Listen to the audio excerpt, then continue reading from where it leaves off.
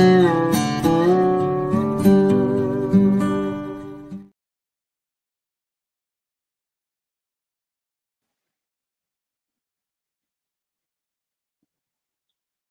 morning, good afternoon, good evening, depending on where you are. Welcome to another Saturday talk promoted by the United States Spiritist Federation. We are very happy to be here once again. This is the 101 lecture. Last week we had the 100th lecture, and you can find them all on the United States Spiritist Federation YouTube page, Facebook page, or the TVSA, the International Spiritist Council YouTube page. Before we start, a reminder, every Sunday at 10 a.m. Eastern Time, we have the course Initiation into Spiritism, which is a course focused on those trying to learn more about Spiritism, that are starting to learn about Spiritism. We already have a series of talks that you can find covering different aspects of Spiritism, and we welcome you all to join us for the first time, or if you continue to watch it, to be back with us. You can donate to help the United States Spiritist Federation. We have a QR code that you can scan and donate. You help us continue promoting these events, these lectures, and these talks. Okay, so now let us bring our friend Gustavo. Good morning, Gustavo. Well, good afternoon for you. You are in Brazil, so beginning of the afternoon in Brazil. We are very happy to have you here.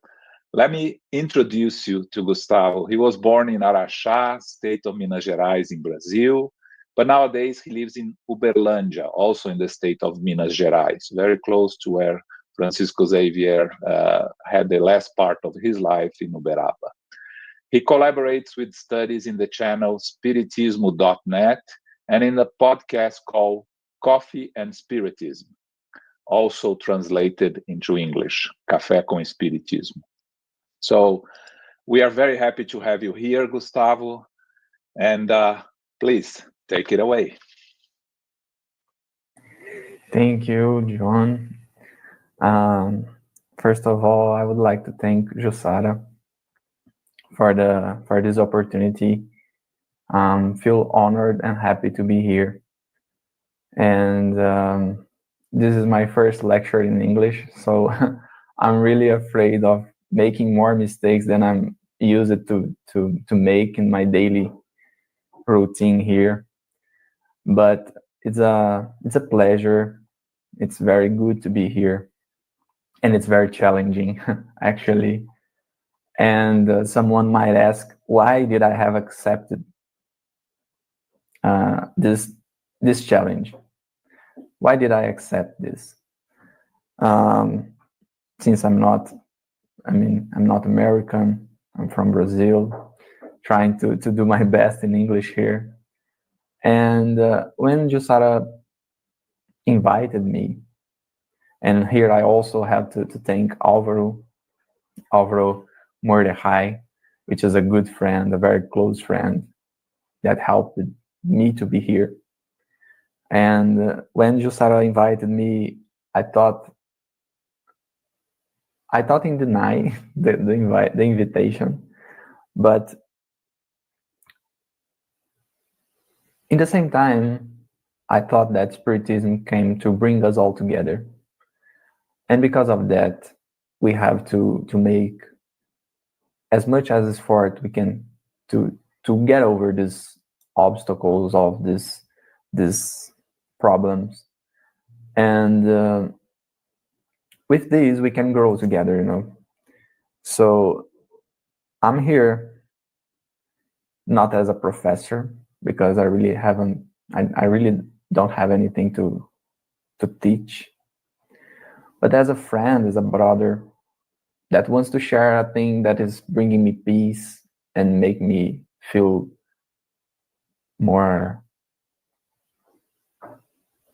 make me trust more in life, you know. And this is the effort I think we have to do to hold hands and walk together.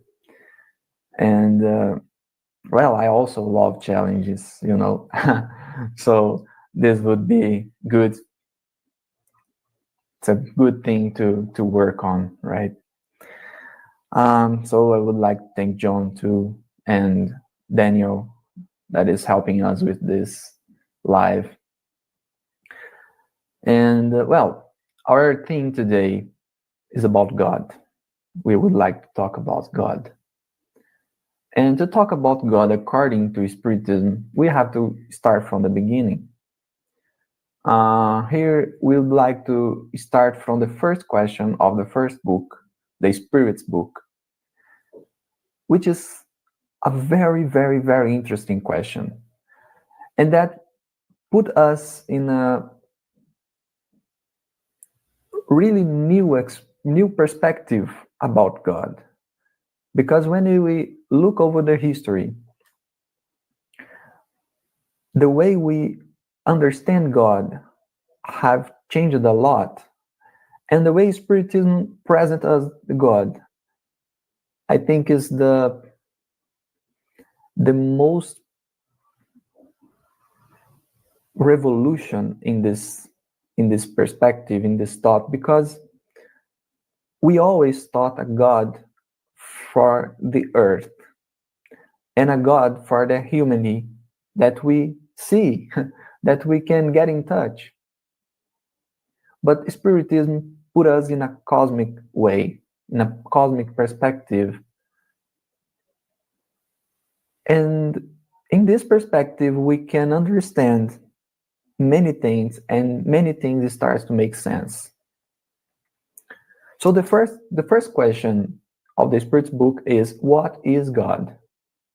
What is God?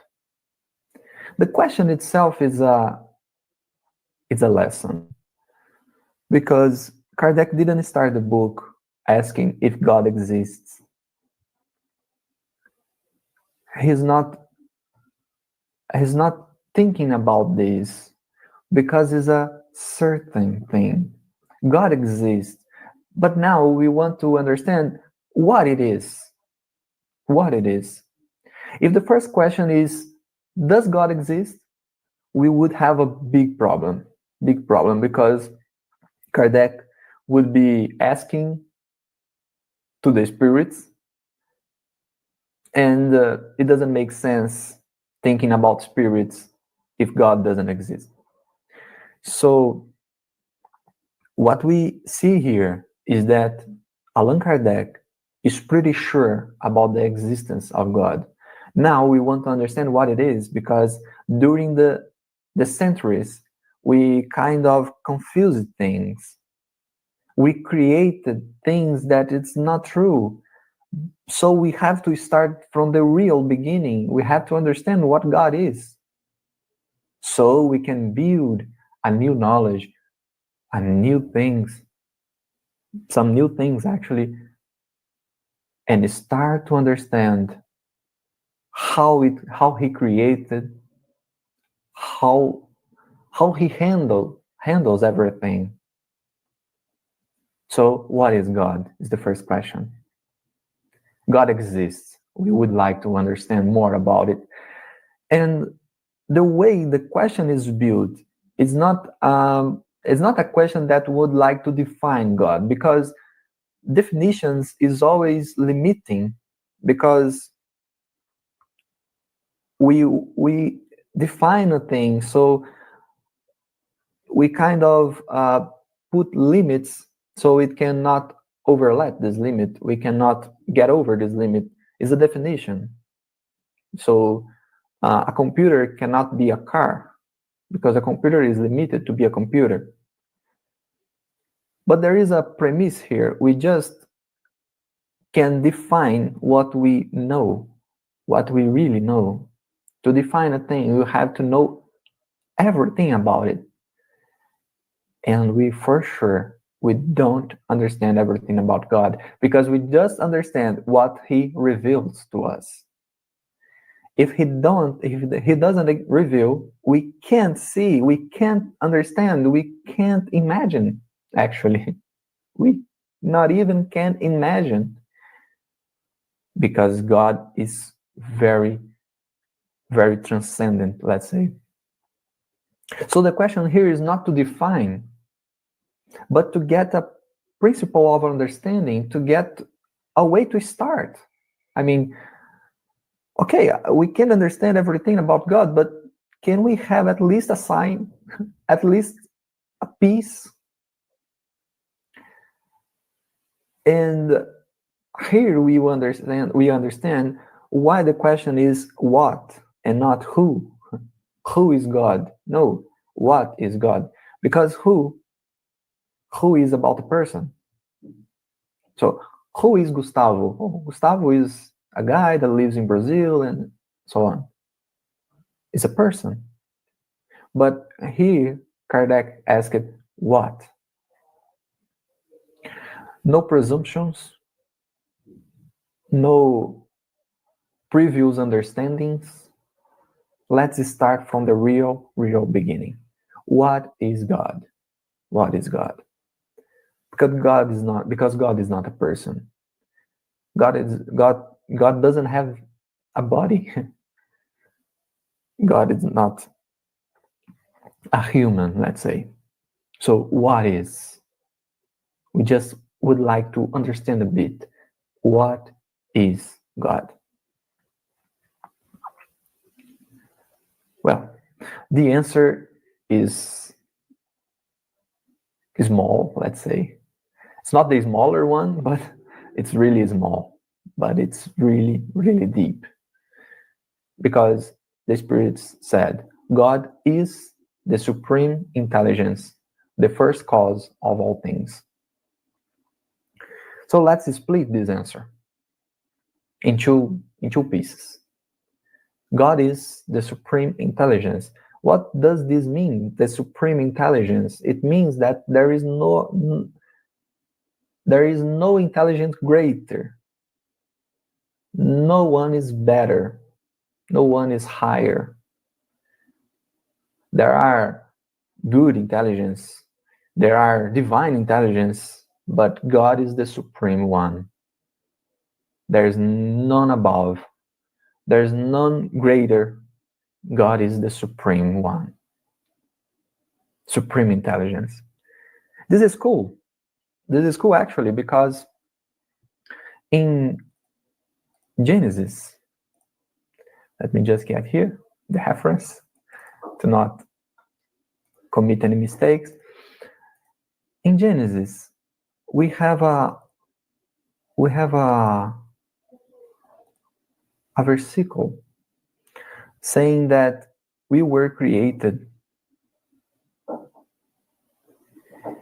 as God. I mean,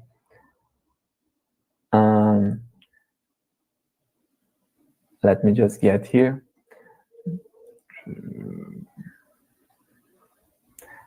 As a similarity to the God. And because of that, many people thought that God has a body. So we have that image from Michelangelo, I think, that God is trying to touch his finger through the man's finger, and we kind of use it to think about God in an old man sitting in a throne and saying what is wrong and what is right, and who goes to the heaven, who goes to the hell. Because it seems like that we have looked to us, and we identified us by our bodies. So if we are like God, if we are kind of God, so God might have a body too, and we define a body to him. We define a way to understand him, but God is not that. I mean, Jews don't have this view. I mean, they understand that God is a spirit, not exactly a human or a superhuman. And when the Spirit says say that God is the supreme intelligence, they are also explaining why Genesis said that.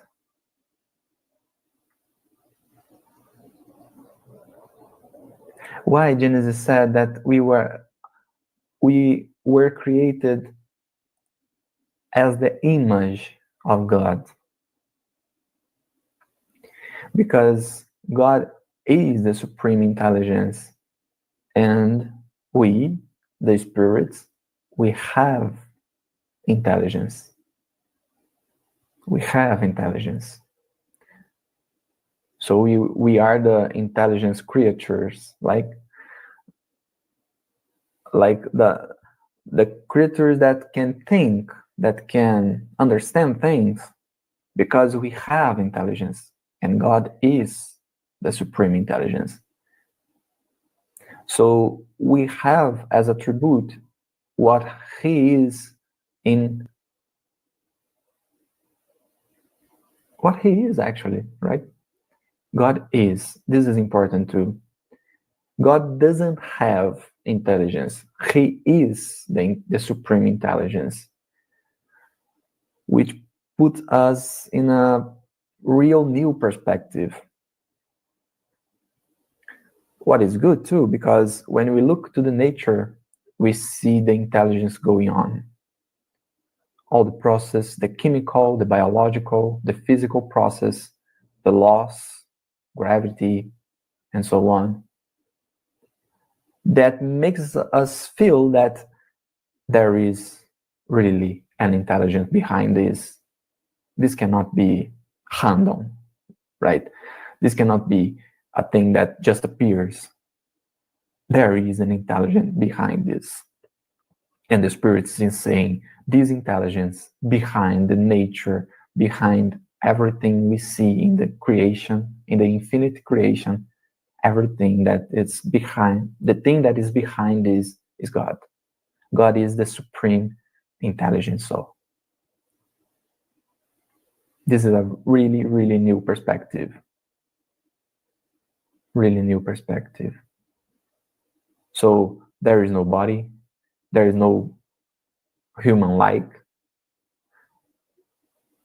We have a body during our evolution period, our evolution time, but we are not the body. So God is not too. But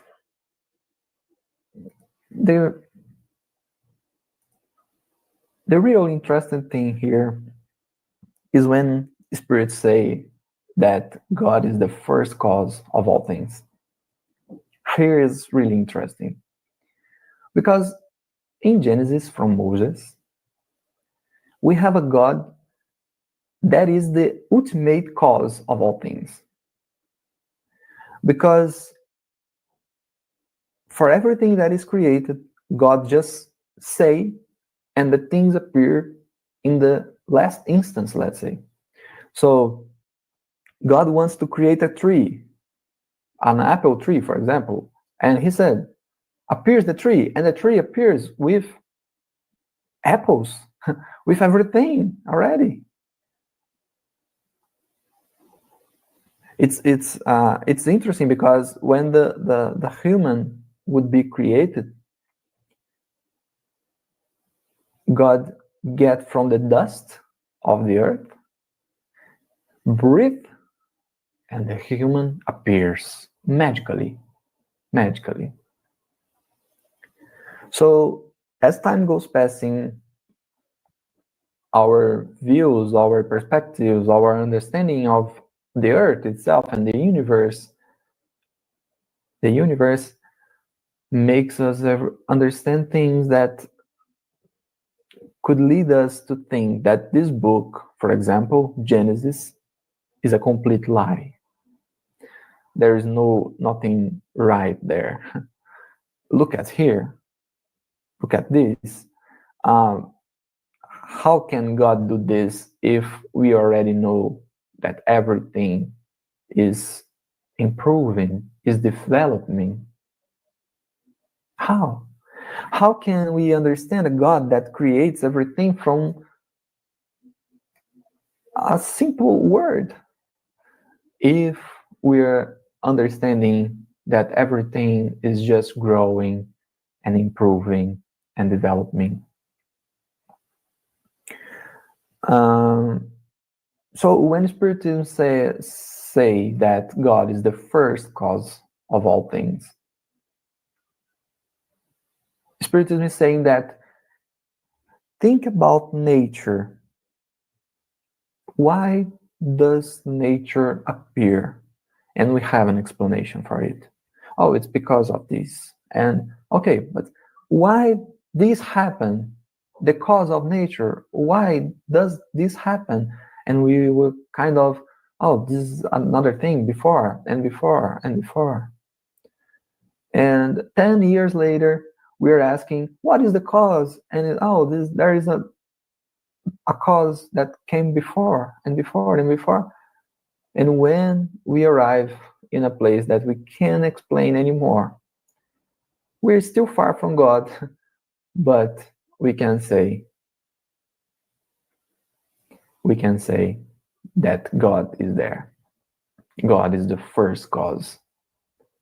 So God creates principles, let's say. God doesn't create the spirit itself as we are. No, we have an evolution time here. We have a process that has already gone. I mean, that has already been completed, but is still ongoing. Is still happening. But we already built some things, and we start from the real beginning.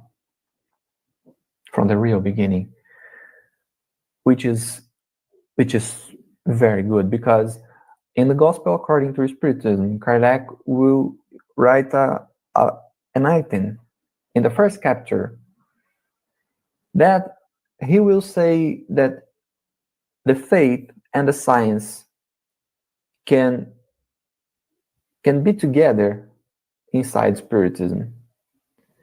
We know that everything is developing, but how it appears, how it was created.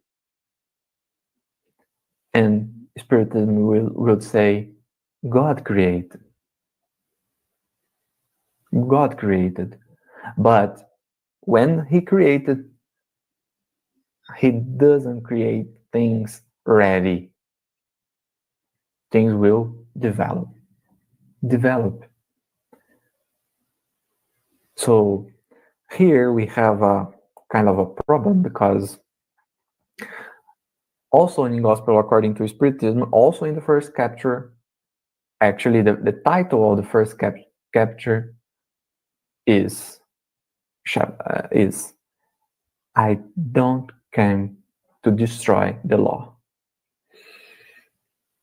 This is interesting, because if Spiritism didn't come to destroy the law, we have to look at everything that came before and explain why it's true or why it's false.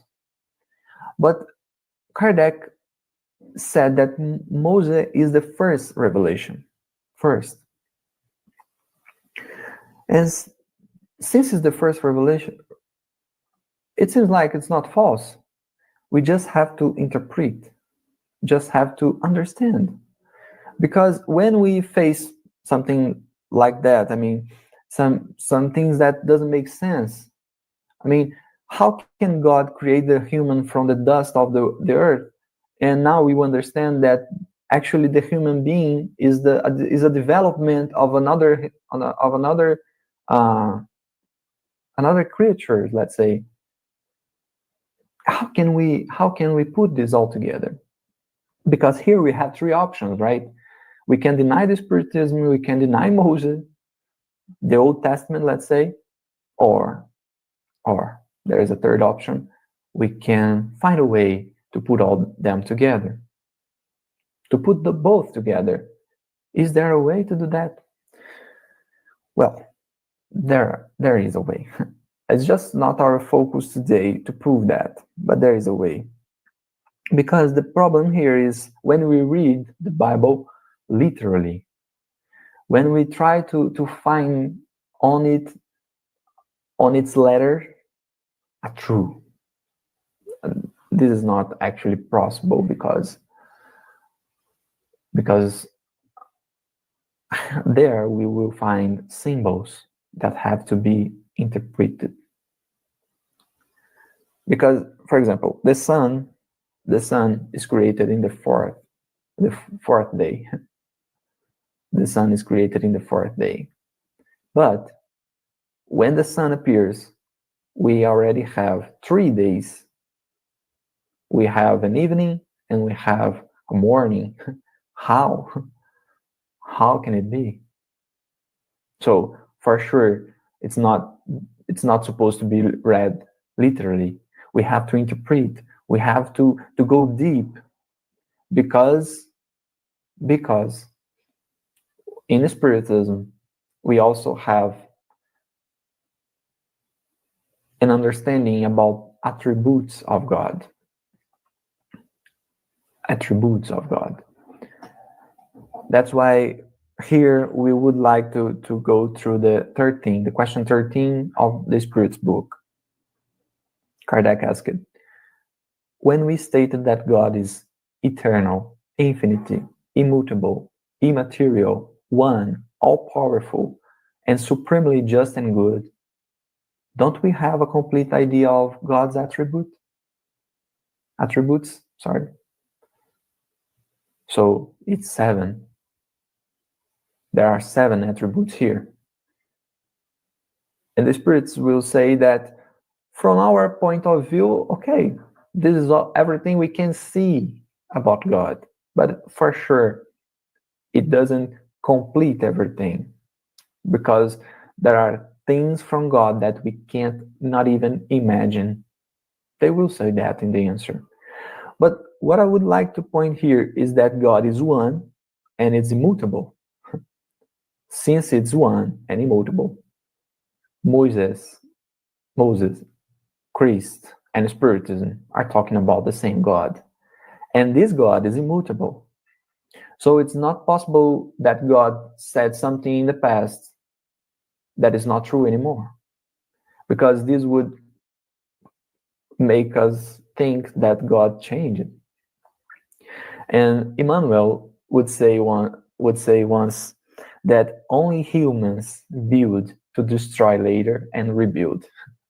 So we start a project and see that something might be improved, and then we redo and rebuild. This doesn't happen to God, because God is the supreme intelligence.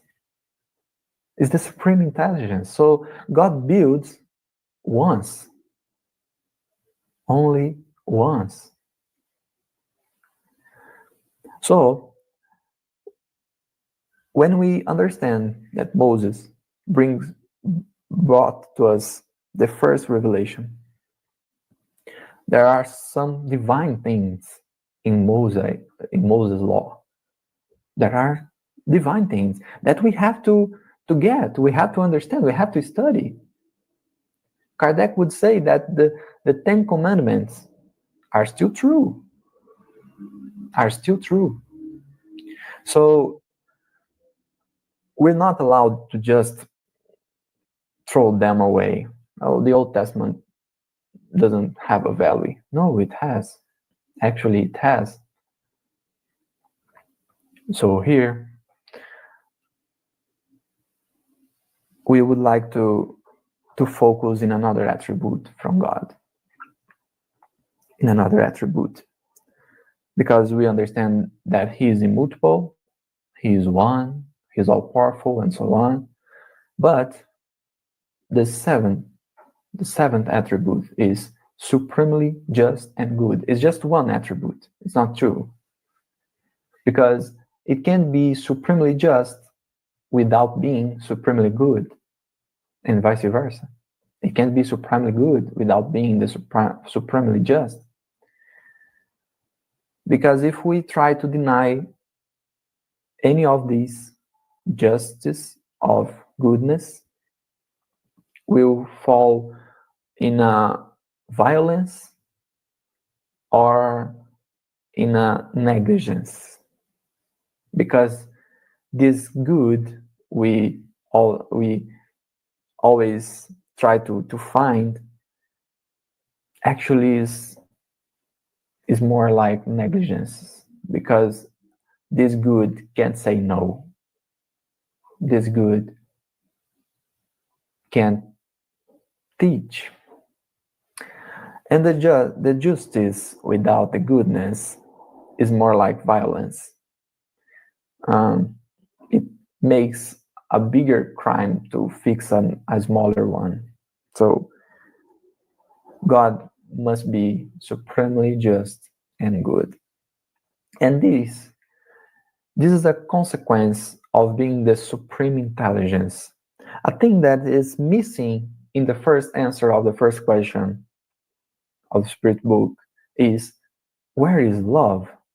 Because John, writing his letter, he said that God is love. God is love. And where can we find love in the first answer? In the first answer. When we think about intelligence, we think about a very, how can we say, intellectual person. Oh, he's so intelligent. So he's methodic. He's distant from people. He doesn't believe in God and so on.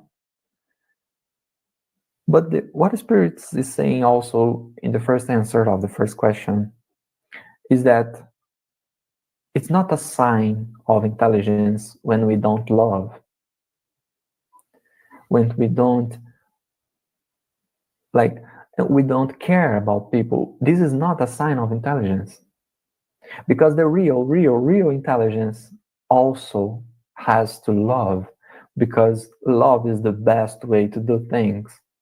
We still believe in the violence, we still believe in the force, but love is the better way to do things. I mean, when we try to buy something, let's say, and we buy a product that has a problem, so we can go through the store and try to act as a violent person, trying to get a new product, to get the replace. And sometimes we achieve, sometimes we don't achieve what we want. But if we come to the store with love, with patience, with respect, even in the cases that the attendant can't do anything, he will try. He will try to help us. We have to believe on that. We have to believe on that. Because the real sign of intelligence is when we love, is when we try to be together, when we try to solve things in peace, is when we respect, even though it doesn't mean we will agree. So, God is the supreme intelligence, and this also implies that He is the supreme love. And being the supreme intelligence and the supreme love implies that He has to be supremely just and good. Justice and goodness. Well, when we say that, we start to understand that God is not only the creator, but is the Father that Jesus brings to us, that Jesus revealed. God is the Father, the real Father, the Father that takes care, the Father that lead, orient, the Father that teaches, fix, behaviors, for example. This is extremely important because when we understand everything from this, is the supreme intelligence, is the supreme love, is supremely good and just, we start to understand why in the Old Testament, for example, there are many stories that God appears to people and God helped people. Why? Because God really takes care of all the creation. So when we understand this, for sure we would like to see how this works, because a really hard thing to understand is how God can take care of everything. That's why we would like to go through the divine providence that Kardec presents us in Genesis, the last book of him. When Kardec wrote about divine providence, he explained us many things. For example, we understand that nature has laws, that the universe has laws. And because God is supremely just and good, we understand that these laws are also supremely just and good. But there is a thing that came to my mind. Let's say, when we have a law here in physical world, let's say, when we have a law, the existence of the law doesn't imply that it will be fulfilled, right? For example, kill a person is prohibited. It's not legal. But if I kill someone and no one sees, if there is no way to prove that I was the one that killed,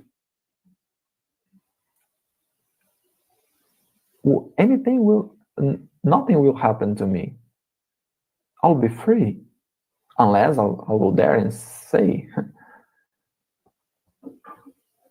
But the law exists. It's not legal, but it doesn't care. It doesn't matter, actually. It doesn't matter, because no one see what I did. There's no way to prove that I did it. So it's not enough to the law to exist. We have to have someone or some institution to guarantee that the law would be applied. In terms of the universe, we have laws, but who guarantees that this law would be fulfilled? God. The only possible answer, God. That's why it's the supreme intelligence, because God can't be confused or fooled. God can't be wrong, let's say. He is taking care of everything, of everyone. And this is explained by Kardec when he wrote about divine providence. I get a small piece here, just for us to understand what Kardec is saying. He said, providence is God's care for all creatures. God is everywhere, sees everything, and presides over everything, even the very smallest things. This is what providential action consists of. Kardec will explain how this works in Genesis. We won't have time to go through it. But a big mistake we can't make here in Spiritism is think about a God that is distant from the creation. We have to think about a God that is near, that is close to us, that is taking care, because he can. He really can. Actually, he is the only one that really can. For sure, there are spirits acting by his command, but it came from him, because he is the first cause of everything, right? He is the first cause. So when we say God according to Spiritism, we are saying about everything that is in the 13th question, but we are also saying about a God that's really present in our lives, that's really present in our actions, in our thoughts, in our feelings. Because God is not a father that creates and let us alone. God is with us. This is not mystical. This is not a fantasy. No, this is real. The thing is that Spiritism helps us to understand how this works. So that God from the Old Testament that is always present, that is always giving its opinion to his child, to his son, this God is the same God we are talking about here. This is the same God we're talking about here. So Spiritism doesn't break any truth about God that we can find in Old or New Testament. No. Spiritism is just explaining us how this works and how can we really understand this. I mean, the truth, because there are some fantasies we created, right, over the years, over the centuries. But in the Old Testament, in the New Testament, we have really true things about God. From Jesus, we only have truth. We have to understand what Jesus is saying. If we, when I say we, it's because it's actually we, I mean, in past lives, right? But when we introduce some mistakes, as the Spirit says in the Gospel according to Spiritism, when we introduce mistakes in the Christianism, we kind of messed everything. But there are truth there. There are really truths. And God, according to Spiritism, is still the Creator, is still the Father, is still the one that is really, really close to us. But one thing that Spiritism always remember us is that God is supremely just and good. So He will help us fix our mistakes. He won't pretend that nothing was done, nothing was wrong. No, what is wrong will be fixed. Our mistakes will be fixed. Our imperfections will be fixed. But everything will happen inside the love, inside the good, the goodness of God. So Spiritism gave us a way to interpret, to understand, to see that God was, is, and will be always with us, revealing Himself. Because as we said in the beginning, if God doesn't reveal, we can not even imagine. And it's not false that He cares. He leads us. He leads us. We may trust Him because He trusts us every time, even though we fail a lot. Even though we fail a lot. So this is the God Spiritism presents us. Is the same God of all time. But now we have ways to understand better so we can trust, we can believe. And that's it. Thank you for your attention. Thank you for your presence. Thank you, João. Thank you very much, Gustavo. Fascinating, really very interesting presentation, and very important, right? Because when we start studying Spiritism, we have to start from the beginning, and this is really the beginning to understand, or to try to understand, because I don't think we are able to understand, to try to understand God, or at least have some basic notions of how Spiritism presents God to us, is really, it's fundamental on our path. So once again, thank you very much. But I think we have some questions. So let's start with one from Paula Craig. Thanks, Paula, for always joining us. How does the spirit world really sees us? As just energy or a spirit body, or do they see us in our human body? That's a good question. That's a good question. Actually, they see us in our human bodies, let's say, but not only that. They can see our thoughts, our energy, like the question is saying, because André Luiz, I don't know if it's called this way, André Luiz says in his books that our thoughts, and Kardec will say about that in a book, our thoughts is like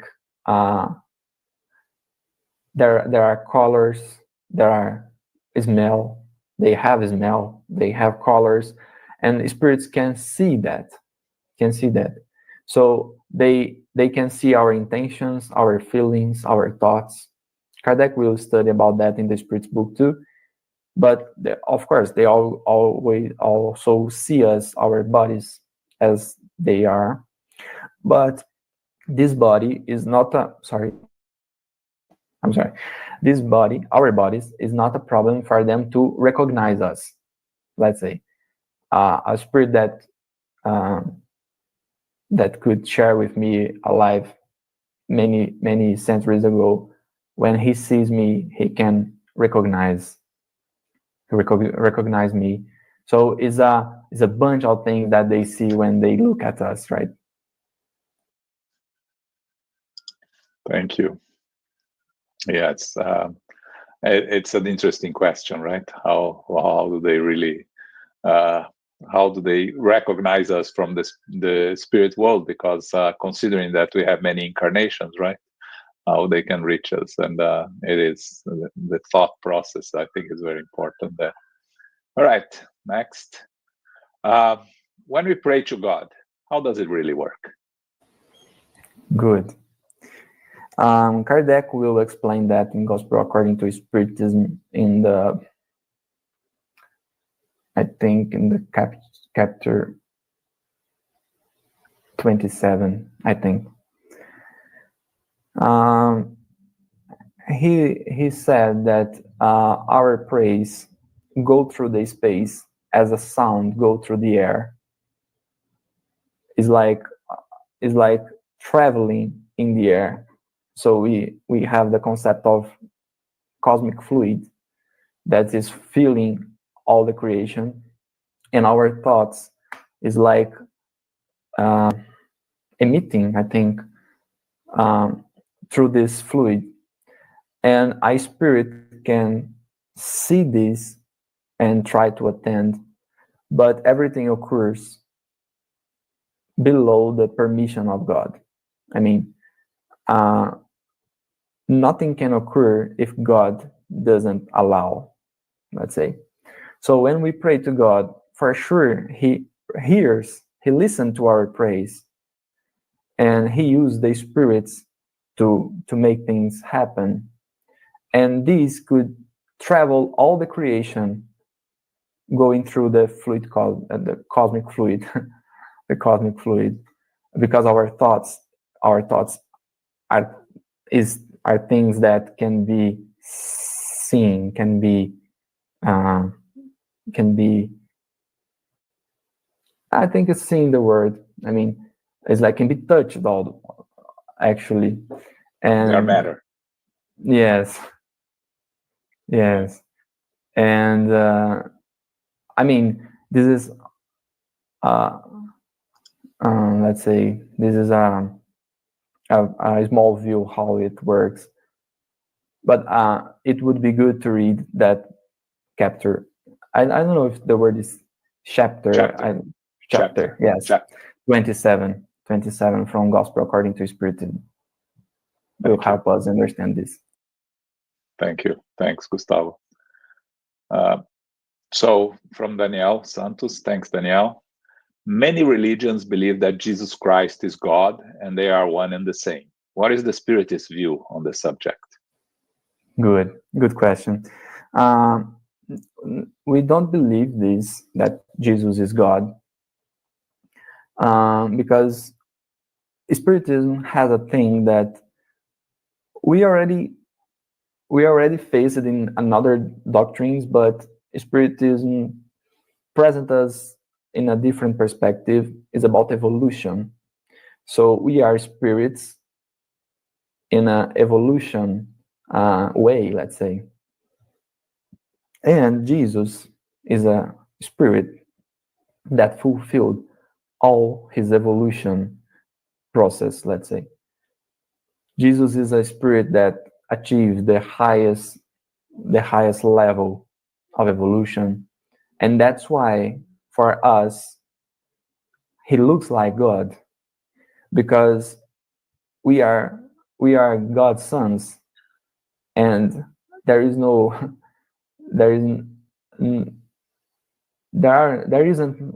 other one involved here. We are son of God only. So the thing is that we would look like God, as we look like our parents, but we will look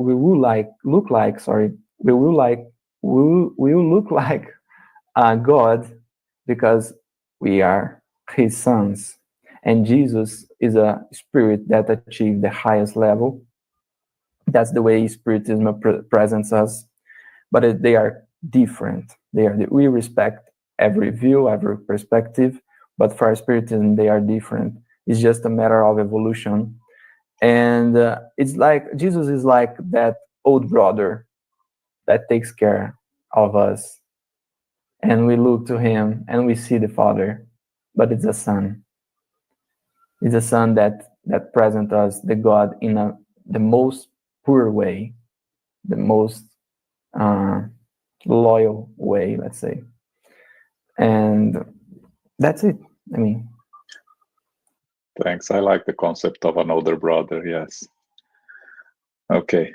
So another question from Paula. Does Spiritism believes that God knows us each very personally, like the Christian belief God knows every hair on your head? Yes, we do. In this item I bring here from Genesis, Kardec will explain that in a very, very fancy way. It's elegant the way Kardec presents us this. But yes, God knows us, because being the supreme intelligence, God can do things random, let's say. So if he creates me, he created me, it's because he has a purpose to do that. And if he has a purpose with me, for sure he knows me. It's not a matter of, oh, just create a spirit here. No, it's not that. It's intentionally, it's with purpose. So yes, Spiritism believes that God knows us each very personally, very close. That's why we have this providence that helps us in our lives, in our daily works and so on. Thank you. So from Yasko Arakawa, thanks Yasko, nice to have you here. How to enhance our perception of God and its relationship with us on our daily lives and activities? I would say that we have to want it. We have to want it, because God is really present So if we want, we will start to see how many things happen that is not below our control. We don't control many things, and then they happen. I mean, and this is a way to see the presence of God. So when we start to pay more attention to things that happen to us, for sure we can think about coincidences. We can think about, oh, it's a matter of fact. No, we can think about this, but we also can think about God acting, and many things we will see that cannot be just a hand-on thing. And this will improve our perception of God, because we will start to feel more the present, really. I mean, start to see things that it's not under your control, and they still happen correctly. And we will see God there. We will see God in our conscience, in our thoughts, giving us the right direction, give us the right way to go. It's just, we just have to want. I mean, the Spirit will say that in the Spirit's book. If we want, God will be present to us. I like that. We need to want. That's the key. Thanks. So from the United States Spiritist Federation. So many religions have started with someone saying they heard something directly from God. What or whom they were really hearing from? That's good. Kardec will say in, I don't know the word, the name in English, Heaven and Hell, the book. Heaven and Hell, yes. Heaven and Hell. He will say that God acts through the creatures. I mean, through the spirits. It's always God. If we think of the first cause, it's always God. I mean, if a spirit says something to me that is good, or it's giving me the right direction, this came from God. But God uses the spirits because this is also let's say, a way to spirits to work and to be useful. So for sure, I can say that God is not able to talk directly, but he prefers to use the spirits. That's the point. If he can or if he cannot, I'm not the one that will say that, but he prefers to use the spirits. So I heard the God. Well, the source of the thought, it's God, but who actually said that to me, probably and most probably, is a spirit. Is a spirit acting in the name of God, which is kind of the same, but it's a spirit. Thanks. Okay, I think we have time for one last question.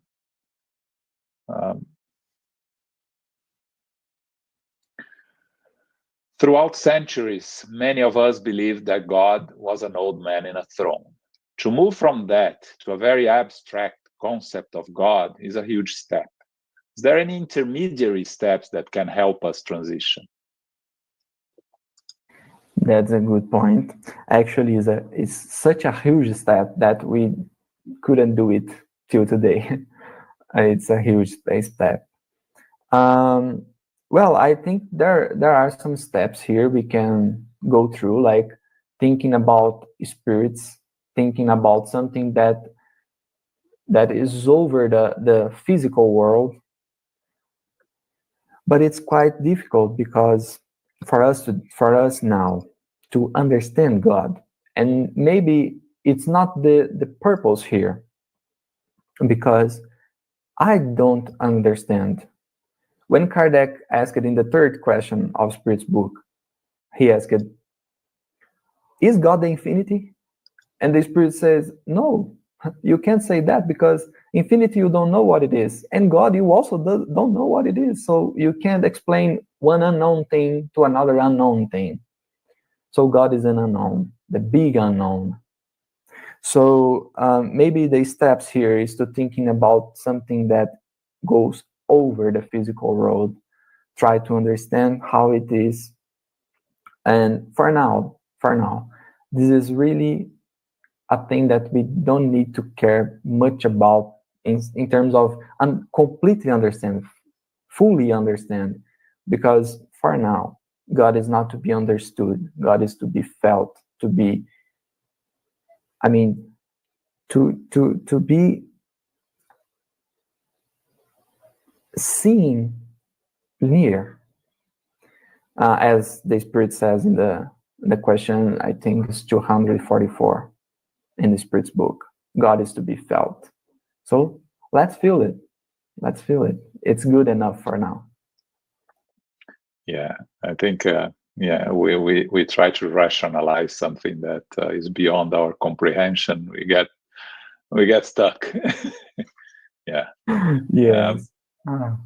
Thank you, Gustavo. Jussara thanking you. Thank you for joining us. From Paula, thank you, Gustavo. Very exciting lesson. I learned so much. From Yasko, there was a good answer. We need to want and allow God's presence in our lives. Thanks, Gustavo. Very true. From Aline Matos, this is so amazing. I'm so happy to see you doing this amazing work in English. Congratulations, my friend. Okay. From Marisa de Mello, I'm glad with your presentation, my dear friend Gustavo. And from Shamanismo Mundial, this is so amazing. I'm so happy to hear you making this presentation in English. From Renata Danju, may Jesus continue to enlighten you. Thank you, Gustavo. For this being your first ever presentation in English, it was amazing. Really, really good work. I'm sure everybody was able to understand everything you said, and more important, feel what you